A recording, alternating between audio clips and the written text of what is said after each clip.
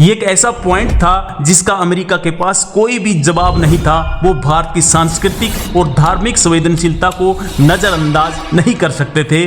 भारत का ये master stroke जिसने अमेरिका को बैकफुट पर धकेल दिया। ये भारत की बढ़ती आर्थिक ताकत, मजबूत रणनीतिक इच्छा शक्ति और शानदार कूटनीति की रणनीतिक जीत है। ये एक ऐसी केस स्टडी है कि कैसे एक विकासशील देश अपनी शर्तों पर एक महाशक्ति से बात कर सकता है। और फिर वही हुआ जिसकी किसी ने उम्मीद नहीं की थी।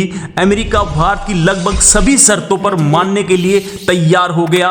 ये भारत की कूटनीति की इतनी बड़ी जीत थी कि पाकिस्तान और चीन जैसे देश भी देखते रह गए। आपको जानकर हैरानी होगी कि भारत की इस जीत के पीछे सिर्फ नेता ही नहीं बल्कि हमारे वैज्ञानिकों का दिमाग भी था, जिन्होंने अमेरिकी प्लान की उस कमजोरी को पकड़ा जिसे कोई और देख नहीं पा रहा था। नतीजा ये हुआ कि महीनों की तनातनी के बाद अमेरिका नरम पड़ा।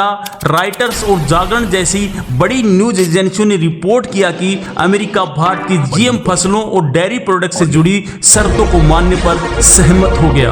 अविश्वसनीय तथ्य यह है कि इस पूरी बातचीत के दौरान भारत ने एक बार भी अपना धैर्य नहीं खोया। जब ट्रंप प्रशासन अपनी आक्रामक शैली के लिए जाना जाता है, भारत की शांति ने ही अमेरिका की आक्रामकता को हरा दिया। इस जीत का एक और छिपा हुआ हीरो है भारत का विशाल घरेलू बाजार। अमेरिका जानता है कि भारत के 140 करोड़ लोगों का बाजार किसी भी देश की अर्थव्यवस्था को बना या बिगाड़ सकता है और इसे वो खोना नहीं चाहते।